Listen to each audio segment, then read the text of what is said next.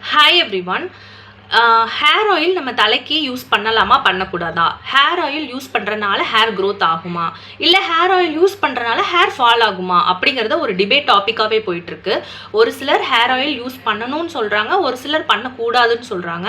But இது ரெண்டில் நம்ம என்ன அக்செப்ட் பண்ணிக்கிறதுனா, என்னை பொறுத்த வரைக்கும் என்னோட ஒப்பீனியன் ரெண்டுமே அக்செப்டட் தான். பிகாஸ் ஹேர் ஆயில் நம்ம யூஸ் பண்ணும்போது தலை நமக்கு குளிர்ச்சி ஆகும். ஒரு சிலருக்கு தலை ஹீட்டாக இருக்கிறதுனால அந்த ஹீட்னஸ்னால ஹேர் ஃபால் ஆகும். ஸோ நம்ம ஆயில் யூஸ் பண்ணுற டைமில் நமக்கு தலை குளிர்ச்சியாகி ஹேர் ஃபால் கண்ட்ரோல் ஆகுது.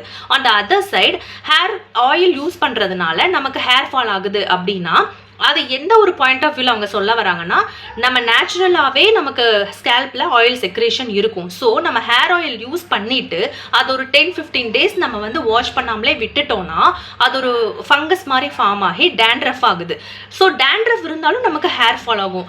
ரெண்டு பேர் சொல்கிறதுமே நமக்கு அக்செப்டட் தான். ஸோ நம்ம எதுவுமே ஒரு ஜட்ஜ்மெண்டலாக போக வேண்டாம். நம்மளோட ஒப்பீனியன் மட்டும் நம்ம ஷேர் பண்ணிவிட்டு நம்ம நமக்கு பிடிக்குது அப்படின்னா நம்ம அக்செப்ட் பண்ணிக்கலாம், பிடிக்கலன்னா நம்ம ஸ்கிப் பண்ணிட்டு போயிட்டே இருக்கலாம். பட் ஜட்ஜ்மெண்டெல்லாம் நம்ம எதுவுமே இதுதான் இவங்க சொல்கிறதா பெஸ்ட்டு, இவங்க சொல்கிறது தப்பு அப்படின்னு சொல்லி நம்ம எதுவுமே எடுத்துக்க வேண்டாம். உங்களுக்கு இந்த வீடியோ பிடிச்சிருந்துச்சுன்னா லைக், ஷேர் அண்ட் சப்ஸ்கிரைப் பண்ணிக்கோங்க. தேங்க்யூ.